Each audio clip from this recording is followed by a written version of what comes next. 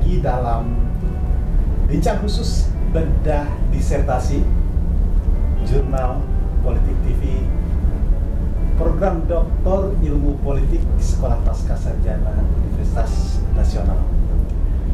Bedah disertasi kali ini cukup menarik karena suasananya ini menjelang pemilu serentak 2024 ini akan ada beberapa, mulai dari pemilihan presiden, pemilihan DPR, dan mengiringi nantinya akan ada beberapa pemilu kepala daerah. Kenapa menarik? Karena program studi doktoral ilmu politik sudah Universitas Nasional kembali melahirkan satu orang doktor yang disertasinya menyorot soal modal sosial. Jadi judul dari disertasi yang akan kita coba bedah ini adalah modal sosial calon kepala daerah dari generasi muda. Kita nanti akan tanya-tanya dengan pemilik disertasi ini, Doktor Ilmu Politik Ibu Susiana Hafani. Baik, kita hari ini juga didampingi oleh Ketua Program Studi Doktor Ilmu Politik Universitas Nasional, Bang TB Masa. Ini saya mau mengucapkan selamat dulu, Bu. Terima kasih, Ibu, dan khususnya kepada Bang TB ini kembali melahirkan Sekolah Pascasarjana UNAS ini kembali melahirkan seorang doktor yang disertasinya ini menarik, ini kontekstual dengan kebutuhan publik sekarang ini. Ya, sangat menarik ya. Sangat menarik. Sepelitian. Ibu, saya ingin bertanya lebih dulu nih, mohon izin Bang David. Ya, silakan. Pertama, kenapa Ibu kok memilih topik meneliti modal sosial, khususnya ini kan pada generasi muda. Kasusnya ini kan di pemilu di Trenggalek, Bu, ya, di Bupati Pak Emil Dardak ya. Bisa Ibu ceritakan kenapa Ibu kok milih ini, nggak yang lain gitu kan, banyak ini kajian-kajian. Ya, terima kasih. Yang saya hormati Pak TB, guru saya. Nah, jadi sebenarnya dari banyak pilihan ya, sebenarnya ketika kuliah itu kita ini ditradisikan untuk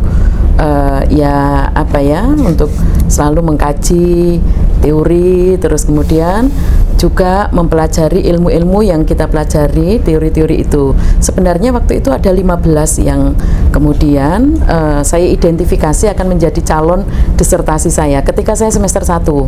Nah, terus kemudian kenapa pilihannya jatuh pada modal sosial calon kepala daerah dari generasi muda? Ini sebenarnya ada salah satu makalah yang kemudian saya tulis ketika itu. Saya agak terkaget bahwa Pilkada serentak 2018 ini ada tren baru di dalam pelaksanaan pilkada, yakni ada 3 tren.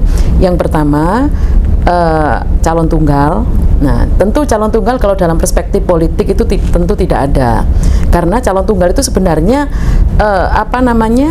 rekomendasi partai itu sudah dibeli semua. Itu calon tunggal ya Pak ya.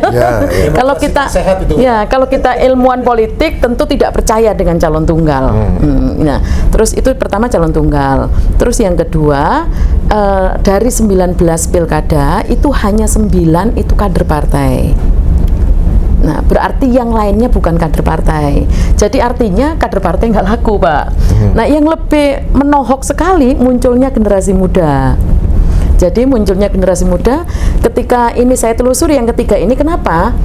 Kalau kita misalnya 2 hal tadi itu permainan oligarki, satu. Yang kedua, mempertandakan 3 tren ini gagalnya partai politik di dalam melakukan rekrutmen politik.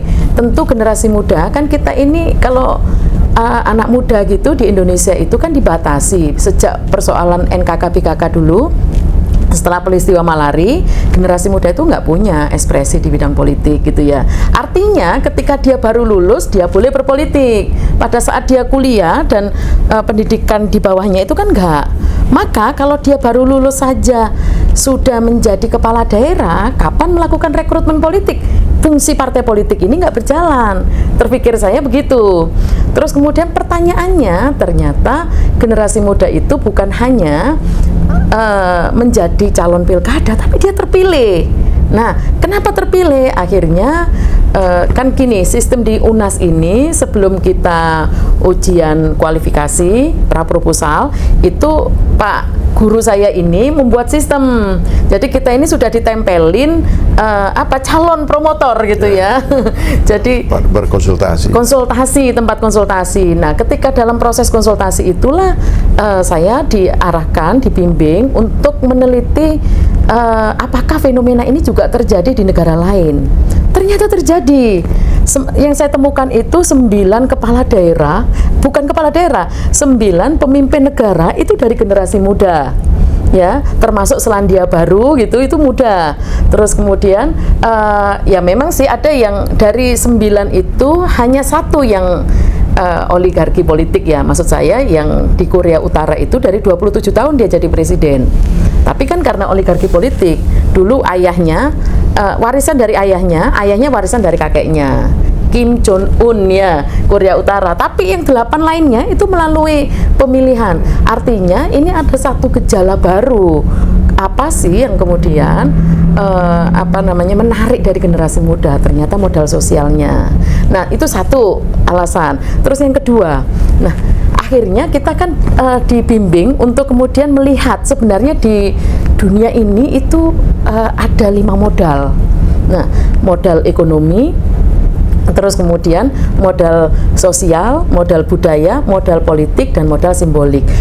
Permasalahannya, kan gini, kalau teori ini memang teori ini menjadi penting, sampai saya itu datang ke pemilik teorinya, ke negaranya Pak ya, saya datang ke Prancis, saya melihat auranya di Prancis gitu ya, bagaimana kemudian teori ini dikonstruksi oleh Bourdieu gitu, yang membedakan Bourdieu dengan teoritikus lain tentang modal itu, Bourdieu menyampaikan bahwa karakteristik modal itu memiliki karakter yang sama, yakni dia bisa dipertukarkan, dia bisa diwariskan, terus kemudian dia fluktuatif.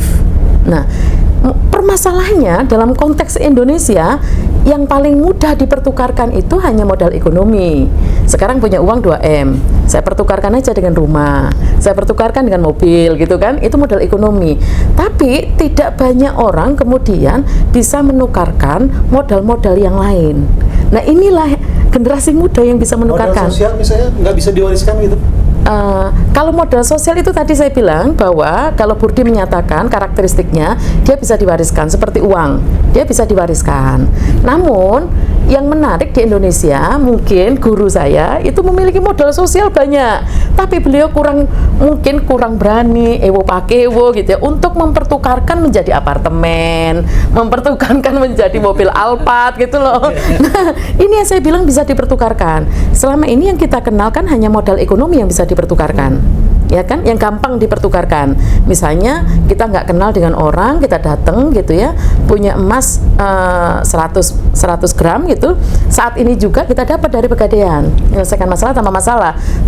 Apakah seperti itu dengan modal yang lain? Kan enggak.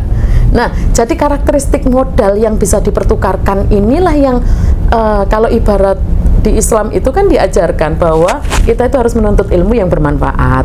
Jadi ilmu yang tidak bermanfaat itu seperti pohon gitu ya, pohon rindang tidak ada buahnya. Modal juga sama, ya kan? Jadi modal itu kalau nggak bisa dipertukarkan, maka dia itu seperti pohon rindang, tidak ada buahnya. Kan saya menganalisisnya seperti itu. Inilah yang membedakan modal sosial generasi muda dengan modal sosial generasi X dan generasi baby boomer. Nah, modal sosial yang dimiliki Emil Dardak ini yang menjadi kasus yang diteliti oleh Ibu, ini kira-kira apa kok? apakah modal sosial yang dimilikinya itu justru memang menjadikan dia menang atau seperti apa? Nah, jadi yang pertama sebelum saya bicara soal konteks modal sosial yang dimiliki Emir Dardak, sebenarnya pembentukan modal sosial itu sendiri kalau dijelaskan oleh teori, jadi ada dua teori yang saya gunakan di dalam penelitian ini. Pertama teori modal, yang termasuk salah satunya modal sosial. Yang kedua teori antar generasi, perbedaan antar generasi. Jadi kenapa kemudian generasi muda gitu ya sekarang kok fenomenanya jadi pemimpin gitu ya. Nah, kalau dijelaskan oleh teori antar generasi ini sebenarnya sudah diprediksi oleh ilmuwan. Jadi sejak 15-20 tahun yang lalu kondisi saat ini itu sudah diprediksi bahwa di tahun 2020 sampai 2030 akan masuk bonus demografi. Nah, inilah saatnya itu yang jadi kalau teori antar generasi itu menjelaskan bahwa generasi ini dibedakan, hampir semua teoretikus ilmuwan menjelaskan bahwa yang membedakan antara satu generasi dengan generasi lainnya itu adalah kesamaan tahun lahir, terus kemudian situasi budaya di mana generasi itu lahir, terus kemudian termasuk kondisi politik di mana generasi ini lahir. Nah, itulah kemudian diklasifikasi, ada generasi baby boomer. Nah, baby boomer ini baby boomer ini kan dibesarkan di situasi Perang Dunia Kedua, termasuk Indonesia ketika itu suasana perang, punya anak banyak, namanya baby boomer, punya anak banyak, kondisinya susah makan. Mungkin kalau Pak TB nggak merasakan itu karena beliau dari Ningrat. Tapi kalau misalnya Ningrat ini kan seperti piramida, di atas cuma kecil jumlahnya. Tapi kalau kelompok grassroots ketika zaman sebelum kemerdekaan itu zaman makan saja susah. Terus kemudian penyakit menular, malaria, kusta, lepra dan lain sebagainya. Nah, generasi yang kemudian dilahirkan dengan konstruksi budaya, konstruksi politik membuat dia generasi yang takut. Mendidik anaknya juga dengan ketakutan, hati-hati gitu kan. Terus kemudian awas. Generasi lahirlah kemudian setelah generasi baby boomer ini kan generasi X. Generasi X ini menurut saya adalah generasi tangguh karena dia dikader oleh generasi baby boomer. Akhirnya generasi X dapat doktrin dari generasi baby boomer bahwa hidup itu susah.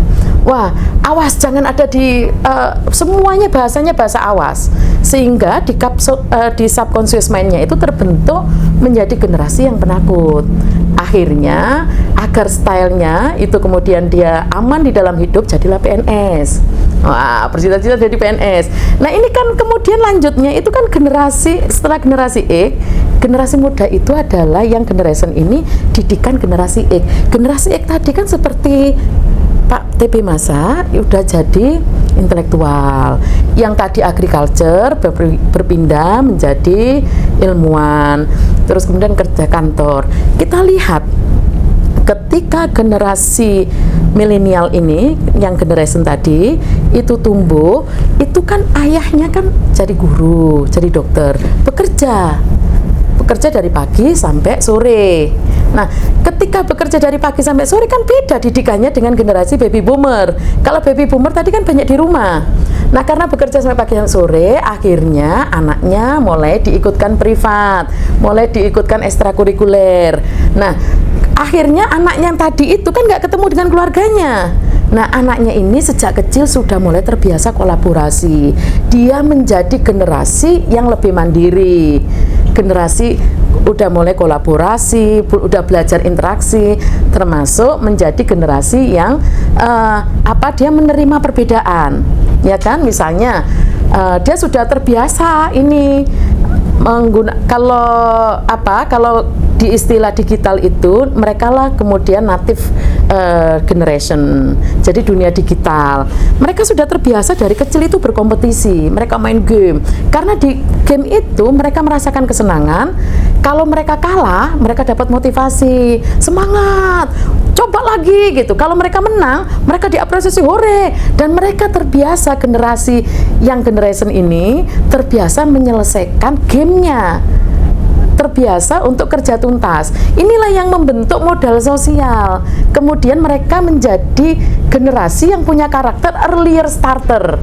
Nah, ini yang saya sebut dari hasil penelitian kami itu bahwa ketika generasi baby boomer berusia muda, mereka nggak bercita-cita jadi bupati. Ketika anaknya gubernur di usia muda, mereka nggak bercita-cita pengen jadi pimpinan DPRD, pengen jadi menteri gitu kan, nggak cita-cita. Karena apa? Karena mereka kan pengen main-main. Mereka kan belum ini, udah terbiasa diasuh dengan manja. Sedangkan generasi ini, generasi yang generation berbeda dengan generasi kita. Jadi kita harus melepaskan diri bahwa mereka itu nggak sama dengan kita. Mereka udah biasa dapat apresiasi melalui game, semangat gitu ya. Kalau kalah, coba lagi gitu. Situasi itulah yang membentuk yang generation ini menjadi earlier starter. Itu pembentukan modal sosial. Jadi dari penelitian ini saya menemukan bahwa dirinya sendiri saja itu udah modal sosial. Nah, dirinya sendiri aja secara individual, iya, jadi modal sosialnya. Jadi modal sosialnya dia. Kenapa? Karena dia itu dibentuk sudah berinteraksi dengan, kalau zaman dulu ini orang zaman dulu itu kan misalnya kita kan punya pandangan bahwa orang sukses itu adalah orang yang memenangkan kompetisi. Makanya mulai dari TK sampai perguruan tinggi itu selalu rapot kita itu juara 1, juara 2, kita diajarkan gitu. Sedangkan seiring dengan mudahnya akses pendidikan di dunia maju, yang generation ini sudah mulai jadi sudah trennya sudah berubah. Bahwa kesuksesan itu bukan dihasilkan dari sebuah kompetisi, tapi dihasilkan dari kerjasama. Kalau dulu orang mendirikan toko dia sendirian, ya kan, mendirikan toko, ini toko bapak saya gitu kan, wah ini warung kopi punya saya. Sekarang enggak, mereka kolaborasi. Kamu punya apa? Kolaborasi bagian penting dari modal sosial itu ya, terbentuknya modal sosial itu. Kalau kolaborasi itu jadi itu hasil dari networking, kerjasama, hasil dari jaringan-jaringan. Kemudian, jadi kalau misalnya kita lihat warung kopi, itu bukan punya satu orang sekarang. Terus startup, kan kita nggak pernah tuh membayangkan anak usia 29 tahun dengan omset 1 miliar gitu kan, nggak pernah, ya kan? Karena dulu, kenapa mereka nggak bisa dapat omset 1 miliar? Karena mereka kan kerja sendiri, punya tokonya sendiri. Sekarang generasi milenial ini bikin toko itu punya 10 orang. Nah, itu dari sosial budaya yang kemudian membentuk kepribadian dan membentuk modal sosialnya. Kemudian kalau lihat dari metode gitu ya, jadi gini, ada pergeseran metode belajar. Kita ini kayak termasuk saya, ini bagian saya bersyukur dulu saya itu nggak suka sekolah. Karena gini, apapun dipelajari di sekolah. Jadi mulai dari TK sampai SMA gitu, semua ilmu dipelajari seakan-akan kita mau jadi scientist.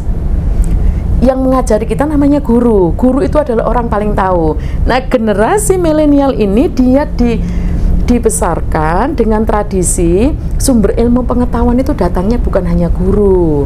Nah, mereka mulai mengenal namanya kucing. Dulu kan nggak ada namanya. Misalnya gini, Pak, saya itu belajar dari anak-anak milenial. Kalau orang dulu itu bisa nge-layout, bisa bikin film, itu kan harus kuliah 2 semester, 3 semester. Anak milenial cuma 5 menit sekarang belajarnya. Ya kan, dengan kucing itu tadi, metode kucing. Gimana caranya? Klik aja, Bu. Terus ini kalau error gimana? Restart aja, Bu. Karena mereka belajar itu sebagai user. Sedangkan generasi sebelumnya ini kan kita diajarkan sebagai saintis. Seakan-akan kita mau jadi laboran, seakan-akan kita semua mau jadi dosen. Nah, kalau mereka user, pengguna teknologi, bukan mau jadi dosen Photoshop, bukan mau jadi dosen Adobe Premiere gitu ya, bukan mau jadi dosen Corel Draw gitu. Nah, kita belajar Corel Draw itu 4 semester zaman dulu kan, kita belajar Excel 2 semester kayak kita mau jadi dosennya. Nah, kalau milenial itu sekarang tahu dia tujuannya. Dia belajar itu tujuannya apa? Apakah dia sebagai saintis? Apakah sebagai user? Kalau sebagai user kita nggak butuh waktu 6 bulan untuk hanya belajar Adobe Premiere. Cuma 5 menit saya belajar. Gitu. Jadi memang ada pergeseran ini.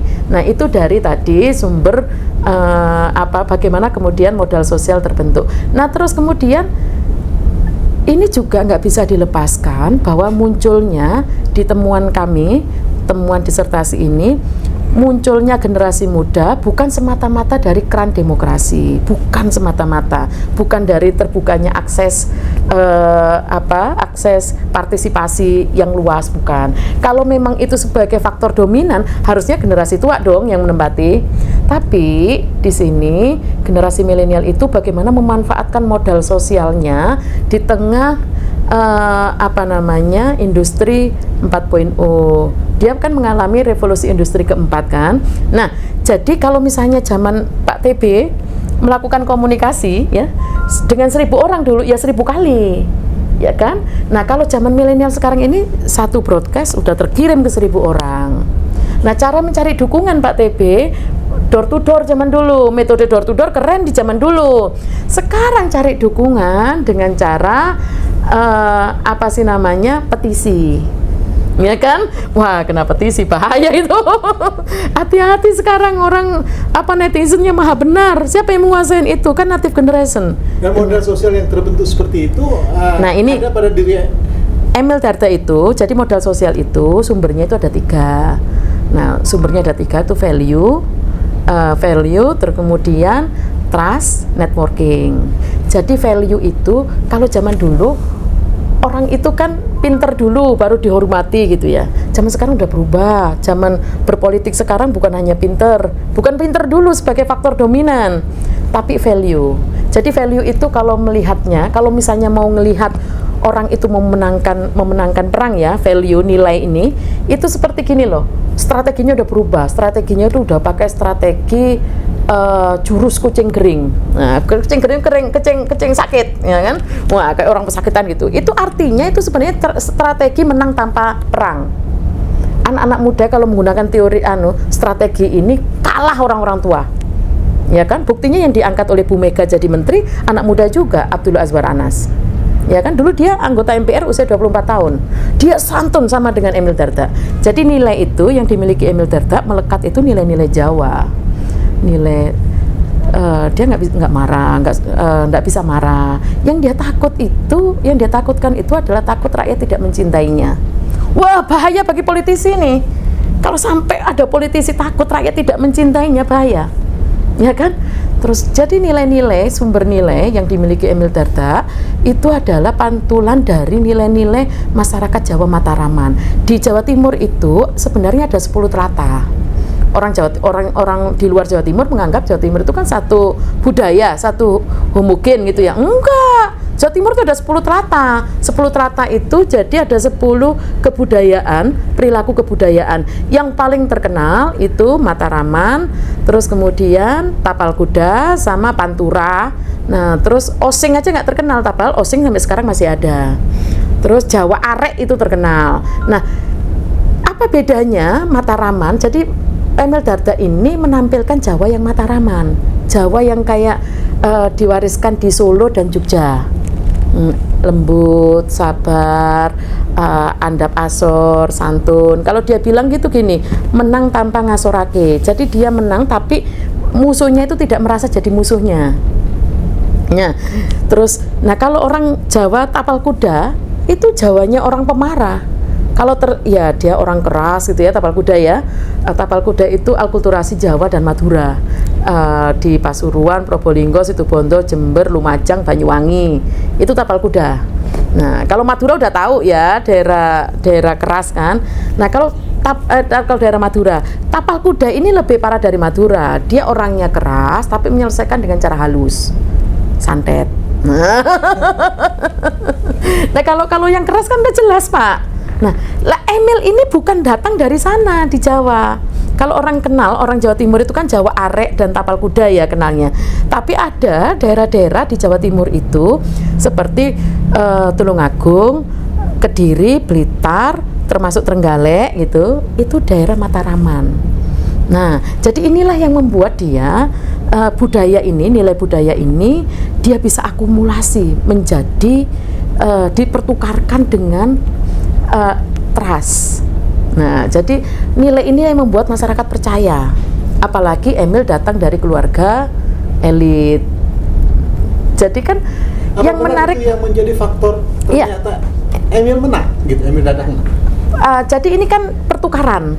Jadi pertukaran itu gini, pertukaran itu jadi nilainya tadi kan yang menjadi menarik di kenapa saya meneliti di Trenggalek. Di Trenggalek itu masyarakat se-Trenggalek itu sudah punya pandangan bahwa yang akan menjadi bupati itu ya Nurholik itu. Nurholik itu incumbent, dulu wakil bupati. Ketika Emil Dardak datang, disurvei cuma 1%. Tapi ketika modal sosialnya Emil Dardak bergerak, coba, jadi yang bergerak ini modal sosial, gak punya uang Emil. Emil ini anak muda baru. Jadi dia, kenapa saya bilang, saya kan mewawancarai, melakukan triangulasi sumber data. Jadi dalam tradisi ilmu sosial itu untuk validasi harus dilakukan triangulasi kepada narasumber A, narasumber B. 100% narasumber yang saya wawancara, ada 19 orang, itu menyatakan masyarakat itu cinta itu karena Emilnya yang santun, bukan karena dia anaknya tokoh, bukan karena dia itu lulusan dari Jepang. Jadi kesantunan inilah yang ditambah. Jadi kan kalau misalnya di algoritmakan kesantunan ini, santun, lembut, terus kemudian bagaimana kemudian dia membangun partisipasi, ini kemudian dipertukarkan menjadi kepercayaan masyarakat. Apalagi dia dari keluarga yang santun, keluarga priayi bahasanya. Nah, jadi siapa sih yang nggak tahu bapaknya? Bapaknya priayi. Kemudian dipertukarkan menjadi trust. Kemudian trust ini dipertukarkan lagi menjadi jaringan. Jaringan yang melebar, luas. Jaringan itulah yang kemudian bekerja. Nah, ini yang saya bilang tadi, tidak semua orang punya modal sosial bisa dipertukarkan. Bekerjanya bagaimana jaringan sosial? Ya, kalau misalnya masa kampanye, yang fasilitasi, yang membiayai masyarakat langsung. Karena kecintaannya pada calon pemimpin. Dan Emil kan bisa gini, sebagai orang pinter ya, dia bisa meyakinkan orang, misalnya dia kan dipersoalkan oleh tim rivalnya. Wah, mana mau dia bukan orang Trenggalek. Oh, dia bukan, kan dia dibesarkan di Jakarta. Mana mau dia nanti kalau dia terpilih dia akan pulang ke Jakarta untuk kepentingan Jakarta. Dan Emil sebagai orang yang cerdas, dia bisa menunjukkan KTP-nya, dia sudah rubah KTP-nya. Sudah diganti jadi KTP Trenggalek. Nah, satu, yang kedua, ketika dia diungkit masalah misalnya ya namanya black campaign, dia di depan masyarakat banyak, di depan kampanye masyarakat luas, dia menyampaikan sebelum Emil jadi kandidat, jadi kontestan, itu Emil itu posisinya vice president di penjaminan infrastruktur BUMN, gajinya 100 juta lebih. Saya tidak akan menggadekan masa depan saya dengan melakukan hal-hal yang bisa menjatuhkan saya. Waktu 5 tahun, kata Emil di dalam pidatonya itu, 5 tahun kalau dia menjabat, saya tidak akan gadekan itu untuk 25 tahun masa depan saya. Dan ini saya juga kaget, waduh, pidatonya Emil kayak Bung Karno. Dan itu kan disenangi karena masyarakat sana abangan. Jadi, wah, dia bisa membawa hanyut masyarakat pada saat menyampaikan pidato. Termasuk Emil menyatakan, saya merasa bersalah, anak Trenggalek sudah sampai dunia. Dia kan sudah keliling dunia sejak SMP. Nah, jadi dia sudah pernah ikut program pertukaran pelajar lulus SMP itu di Jepang. Dia SMA-nya itu juga di Singapura. Jadi ternyata daerah Trenggalek merupakan daerah miskin gitu. Jadi dia bisa gugah emosional. Nah, jadi dia gugah. Saya masih ingat ya ketika misalnya dia bagaimana menggugah masyarakat begini. Nah, kalau misalnya ada 20 orang gitu kan, mau 20 orang ini tanahnya itu akan dieksekusi oleh pemerintah atau ganti rugi gitu ya untuk dibuat jalan. Terus kemudian 19 orang setuju, kemudian 1 orang nggak setuju, dia keluar. Kenapa kok keputusan kebijakan ditentukan oleh 1 orang gitu loh? Nah, dia bisa meramu itu dan dia tidak suka janji. Emil tidak senang dengan janji-janji politik. Yang dia lakukan itu penyadaran masyarakat. Termasuk ya akhirnya masyarakat kan merasa diajak. Nah, jadi itu modal sosial yang dimiliki Emil itu mulai dari sumbernya dari nilai, trust, dan jaringan. Dia punya jaringan majelis taklim, itu ada 156 majelis taklim se Kabupaten Trenggalek. Jaringan pesantren ada 57 pesantren se Kabupaten Trenggalek. Termasuk dia itu jaringan artis. Jadi dia ini sendiri kan kenal Arumi dulu sebelum menikah, dia sendiri kan artis, dia hobi main jazz. Nah, jadi teman-temannya Arumi itu digerakkan. Namanya masyarakat Jawa. Masyarakat Jawa Mataraman kan punya sifat gumunan. Gumunan itu wow gitu. Gumun gitu ya. Wow, hebat sekali gitu kan. Emil gunakan sensitivitas itu. Dia punya jaringan artis. Artis itu kelompok-kelompok artis datang langsung. Yang Emil miliki yang unik sekali, namanya anak muda ya, itu adalah jaringan putra semua presiden. Kata Emil begini, Emil kan biasalah namanya pada waktu kampanye gitu, ini black campaign dari kubu sebelah itu kan luar biasa. Kata Emil gini, pembangunan di kabupaten itu tidak akan berhasil tanpa dukungan dari pemerintah pusat. Gitu kan, bagaimana membangun, bagaimana uang DAK masuk, bagaimana World Bank masuk gitu ya untuk investasi gitu, tidak akan bisa dilakukan kalau kabupaten itu melakukan sendiri. Jadi yang menarik dari jaringan Emil salah satunya adalah jaringan dukungan semua mantan presiden, semuanya, dan semuanya datang ke sana. Nah ini coba apa nggak kelepek-kelepek masyarakat kan, sudah jatuh cinta, terus kemudian diakumulasi menjadi jaringan. Terus kemudian jaringan-jaringan lain itu juga dia tentu memiliki jaringan kelompok pemilih tradisional. Jadi dia mengembangkan, dia latih, Emil datang langsung melatih di tingkat RT itu, RW itu namanya guru akli, regu penggerak pemilih. Jadi bagaimana kemudian guru akli ini dia latih untuk menggerakkan pemilih dari rumahnya datang ke TPS. Nah kan? Oke, Bu Susi. Iya. Menarik betul penelitian yang dilakukan oleh Bu Susi ini, ya kan? Soal bagaimana mengakumulasi modal sosial kepada daerah, karena ini yang dilakukan oleh generasi muda. Ke depan menurut hitung-hitungan 45 tahun ke depan itu kan bonus demografi ini akan anak-anak muda kita ini, ya kan, atau yang sekarang ini masih kecil-kecil ini, ke depan ini kan akan lebih didominasi oleh para generasi muda. Menurut catatan Bank TB ini, tadi Bu Susi menyebutkan ini guru ini, ya kan, Bank TB sebagai guru Bu Susi ini, apa catatan-catatan Bank TB dari disertasinya ini, ya kan? Ini kan menarik ini. Ternyata teori-teori politik itu, saya tidak tahu apakah ini ada novelty dari dunia teori politik seperti apa, ya kan gitu, atau menguatkan yang sudah ada. Tapi yang catatannya seperti apa, Bang TB?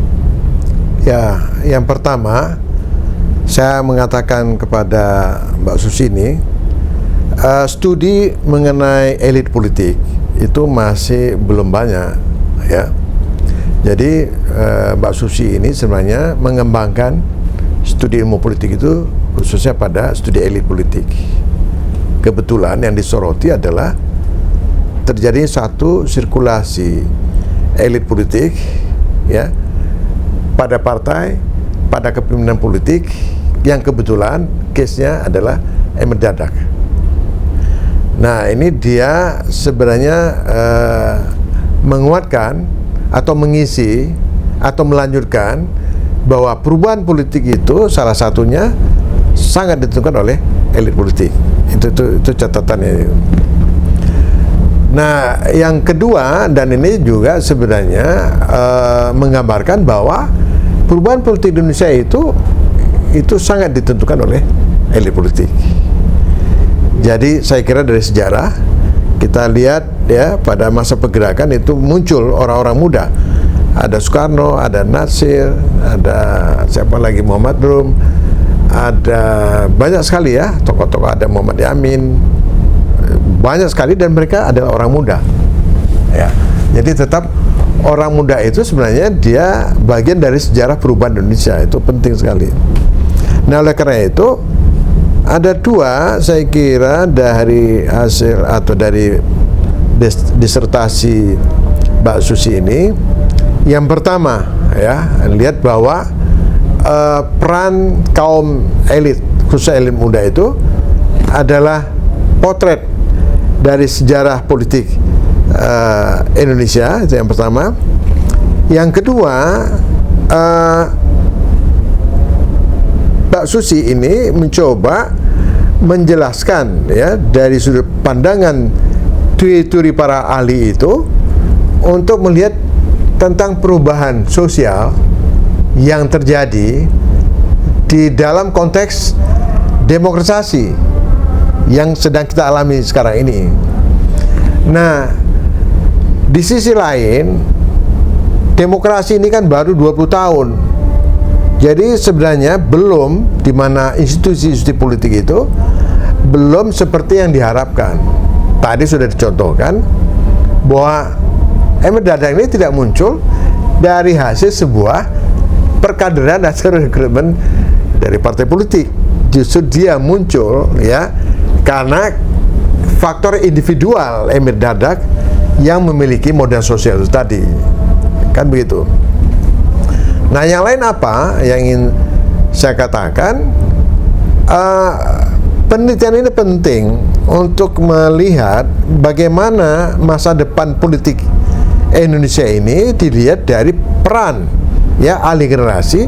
Akan muncul tokoh-tokoh muda ya yang akan memimpin republik ini di tengah-tengah perubahan sosial yang sangat cepat ya, proses demokratisasi di satu sisi, kemudian di sisi lain ada kemajuan-kemajuan teknologi ya, IT yang juga itu masuk ke dalam dinamika politik, di mana para kontestan, para petarung-petarung itu tidak bisa melepaskan faktor teknologi. Ya, tadi sudah jelaskan bagaimana dia bisa memanfaatkan teknologi itu untuk memperkenalkan dirinya, model sosial yang ada pada dirinya dikembangkan, yang kemudian dipertukarkan dan seterusnya gitu. Nah, di sini saya kira menarik. Lalu pertanyaannya, bagaimana dengan di beberapa tempat di daerah lain, apakah juga ada tren yang sama? Akan muncul model-model Emir Dardak, atau mungkin masih mengikuti pola lama, kan begitu. Nah, ini masalahnya. Tetapi yang jelas saya katakan hasil penelitian Mbak Susi ini adalah bahwa apapun ya kembali kepada kapasiti individual itu memang merupakan prasyarat yang sangat penting, bahwa pemimpin itu memang dia harus punya kualitas, dia harus cerdas kan gitu. Nah, modal sosial itu adalah sebagai pendukung ya, penguat ya talent yang sudah ada pada diri seorang, bakat, karena turunan juga kan pemimpin itu juga ada garis turunannya. Tetapi ini akan menjadi sebagai satu kelebihan ya, bagaimana dia meng-create modal sosial itu yang kemudian dipertukarkan, kemudian dia bisa mempengaruhi ya masyarakat, sehingga masyarakat itu inilah pemimpin yang layak dipilih, kan begitu. Nah, itu saya kira intinya di situ. Nah, sekaligus saya nggak tahu, mungkin nanti Mbak Susi juga bisa menjelaskan bagaimana dengan bahwa para tokoh-tokoh politik itu yang mau masuk ke arena kontestasi tentang modal ekonomi, faktor money politik ya. Nanti Mbak Susi saya minta jelaskan. Ini Emir Dardak ini mengandalkan nggak money politik ya. Ini kan orang sudah skeptif, wah ini politik kita sangat mahal. Kenapa? Karena ini mau instan, gunakan money politik ya. Jadi tidak lagi pada kemampuan diri, pada kemampuan untuk mengoptimalkan modal sosial, sehingga dia memang seorang pemimpin, apalagi seorang pemimpin yang muda, memang ini pantas untuk menang. Saya kira itu poinnya. Oke, Bang TB. Ini mungkin pertanyaan kunci yang bisa jadi ini membelalakkan, membuka mata publik politik atau secara umum. Ya kan? Karena kan realitasnya begini, Bu Susi. Siapapun yang punya modal ekonomi bisa membeli partai untuk mengusung dia menjadi calon kepala daerah, bisa termasuk sampai calon presiden misalnya, gitu, ya kan? Nah, dari kasus yang Ibu teliti dari Emil Dardak, ini gimana Bu? Apakah dia juga mengandalkan modal ekonomi sehingga dia bisa beli partai-partai itu, atau seperti apa situasinya yang terjadi dengan kasus Emil Dardak ini? Iya, kalau melihat dari kasus Emil Dardak itu sebenarnya polanya sama ya dengan sistem rekrutmen politik oleh partai untuk pilkada. Itu partai politik itu di dalam kajian studi ilmu politik 10 tahun terakhir, mereka kenapa kemudian injury time ya?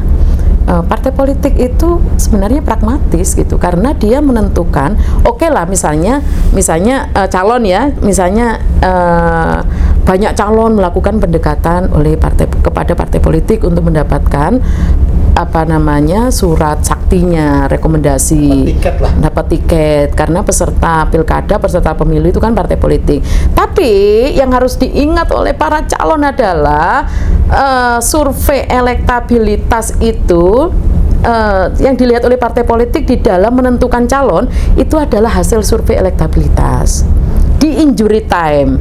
Yang terjadi pada Emil Dardak kan begitu. Sebenarnya semua calon ini sudah dukung Nurholik ini, tapi kemudian semua parpol, iya, kecuali Demokrat, karena Demokrat ini kan pengusung inisiasi pertama. Nah, kemudian ketika survei elektabilitas membuktikan, kan surveinya Emil kan cuma 1% pada bulan April 2015 itu, ya kan? Tapi ketika sudah 1 bulan sebelum pemilihan, sebelum pendaftaran ditutup, surveinya kemudian menjadi 80%. Melonjak. Jadi partai politik ini pragmatis, jangan GR orang yang punya uang, ya kan? Karena partai politik bisa tiba-tiba memberikan dukungan kepada orang lain dari hasil survei. Jadi partai politik salah satu pertimbangannya adalah melihat, bukan hanya melihat isi tas, tapi kan elektabilitas. Nah, jadi ini yang kemudian saya sebut bahwa memang ada perubahan tren yang harus dipahami. Jika zaman dulu strategi untuk mendapatkan rekom di pilkada itu menggunakan strateginya adalah lobbying elit. Sekarang dipegang, kalau anak-anak muda punya keinginan, dia tidak menggunakan itu, tapi dia menggunakan people power. Jadi dia menggunakan tadi dukungan publik itu melalui petisi, melalui Emil itu sebelum dia mencalonkan, waktu dia mencalonkan diri untuk menjaring aspirasi, dengan Twitternya dia menjalin komunikasi dengan dirjen, dengan segala masalah yang pembangunan. Ada kebetulan juga ya Pak. Jadi dia ini kan doktornya itu tentang pembangunan daerah. Ya, jadi memang sebenarnya Emil ini kenapa dia di dalam dirinya itu menyatu ya, sudah menyatu modal sosial. Jadi Emil di dalam kampanyenya itu kenapa dia chemistry-nya sangat paham tentang daerah. Dia bilang gini, ini barang kan dari desa, sumber daya alam, kaya, tapi kenapa kemudian di desa itu banyak kemiskinan? Karena kalau bahasa Emil itu kita nggak ngerti ya, bahasa infrastruktur ya, dibutuhkan middle city gitu loh, kota tengah di kecamatan. ya kan, sehingga barang-barang itu tidak hanya lari ke atas. Nah, bagaimana cara menjelaskan Emil itu, dan disertasinya ini tentang pembangunan daerah gitu ya.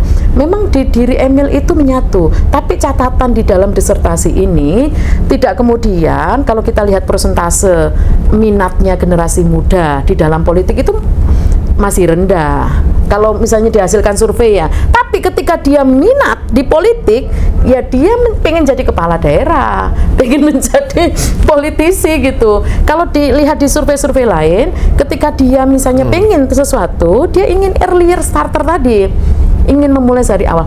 Dan anak muda itu tahu konsekuensinya. Ketika dia pengen, misalnya saya kan wawancara banyak, ketika dia ingin jadi politisi di usia muda, maka dia beban kerjanya itu 1000 kali lipat dibandingkan generasi tua. Dia harus menjaga attitude, dia harus, maksudnya dari anak-anak muda yang saya wawancara, yang generasi muda itu ketika misalnya Emil jadi bupati, tidak mudah memimpin kepala dinas yang seusia bapaknya. Makanya dia harus memberikan keteladanan, datang lebih pagi, pulang paling malam, ilmu pengetahuannya harus lebih banyak, etos kerjanya lebih banyak, tanggung jawabnya lebih banyak, integritasnya juga dijaga. Jadi jangan dipikir tidak bisa instan, ya? Anak muda gitu gampang, enggak. Dan anak-anak muda yang jadi pemimpin ini menyadari konsekuensi itu. Terus tadi terkait novelty. Jadi novelty yang saya temukan di dalam disertasi ini, yang pertama, bahwa selama ini modal sosial itu kan dikembangkan, ilmu tentang modal sosial untuk apa? Untuk pembangunan daerah, pembangunan nasional, untuk mengatasi kemiskinan. Jadi artinya modal sosial dianggap sebagai melekat di dalam kelembagaan. Di dalam penelitian ini ternyata ditemukan novelty saya bahwa modal sosial ini bukan hanya melekat pada kelembagaan, tapi pada individu, dan bisa diakumulasi, dipertukarkan pertukarkan dengan simbolik, dipertukarkan dengan uang, pokoknya bisa lah suka-suka yang dipertukarkan dengan tiket politik, politik, termasuk dipertukarkan dengan tiket partai politik. Okay. Terus itu yang pertama. Terus kritik dari teori modal itu juga membahayakan di Indonesia kalau masyarakatnya itu adalah masyarakat yang beragam. Nah, kenapa? Ketika teori modal sosial ini dikembangkan untuk di dalam pilkada dengan masyarakat yang beragam. Kalau di Trenggalek ini kan masyarakatnya homogen. Kalau yang di heterogen ini bahayanya adalah muncul politik identitas seperti pilkada DKI Jakarta, seperti konflik-konflik yang ada di Dayak. Itu kan semuanya masing-masing megang identitasnya, nilainya. Kan nilai tadi kan sumber modal sosial. Ini rentan menimbulkan politik identitas kalau di tempat yang tadi heterogen. Kalau di tempat Emil enggak, karena Emil kan homogen. Ini kan kita mengkaji dari sintesa dengan teori gitu. Jadi itu temuan yang lainnya itu menguatkan, Bapak. Yeah. Oke, Bu Susi, apapun temuan dari dunia akademik, apapun temuan dari para peneliti ini kan kita berharap ini bisa menjadi aplikasi untuk perubahan-perubahan sosial yang dilakukan oleh masyarakat secara umum. Untuk yang terakhir ini, saya ingin Ibu memberikan support, memberikan semangat kepada kaum muda yang ingin muncul menjadi pemimpin daerah, pemimpin politik. Silakan Ibu memberikan dalam 1-2 kalimat kira-kira kata kuncinya apa? Jadi gini, sekarang ini kan sudah perubahan zaman. Jadi di dalam hidup itu cuma ada 2 pilihan. Yang pertama, kita meraih apa yang kita impikan, atau kita menjadi sumber daya bagi tercapainya mimpi orang lain. Gitu. Oke, terima kasih Bu. Bang Tebe, masih ada yang ingin disampaikan ke publik terkait dengan temuan yang dilakukan oleh Bu Susi ini, temuan-temuan teori-teori politik untuk perubahan-perubahan. Ya, saya hanya menguatkan. Jadi mengapa seseorang itu menjadi pemimpin atau ditokohkan, itu kembali lagi kualitas. Jadi demokrasi Mengapa kita dari waktu-waktu mengharapkan demokrasi yang berkualitas? Karena dia akan melahirkan ya pemimpin yang berkualitas. Itu saya kira catatannya. Dan untuk itu siapa saja yang berkualitas, termasuk anak-anak muda, sangat terbuka. Mereka juga bisa masuk ke dalam panggung kompetisi. Kemudian yang kedua tadi menarik, jadi ada kultur yang juga bisa mendukung ya mengapa seseorang kandidat itu bisa sukses. Itu juga karena dia pandai meletakkan dalam kultur di mana dia berpijak. Tetapi memang ada problem kalau kultur itu dia menjadi satu identitasnya masuk ke dalam ruang politik. Nah, barangkali di sini edukasi kepada masyarakat itu menjadi sangat penting. Bagaimana memahami ya perbedaan kultur, dan juga kepada elit-elit yang di dalam pertarungan itu jangan menggunakan politik identitas itu untuk mencapai tujuannya, tetapi justru memporak-poranda ya identitas itu tidak pada konteksnya. Identitas itu penting, politik identitas penting, tetapi harus digunakan secara rasional, secara bijak, sehingga keragaman ya perbedaan kultural itu bukan penghalang, tetapi justru menjadi penguat demokrasi kita. Saya kira itu poinnya. Baik, terima kasih Pak TB, terima kasih Bu Susi. Pemirsa, demikian tadi bincang khusus bedah disertasi dari Jurnal Politik TV. Nantikan bincang khusus lainnya dari disertasi-disertasi yang dihasilkan oleh program studi doktoral ilmu politik Universitas Sekolah Pascasarjana Universitas Nasional Kampus Pionir Perubahan. Sampai jumpa.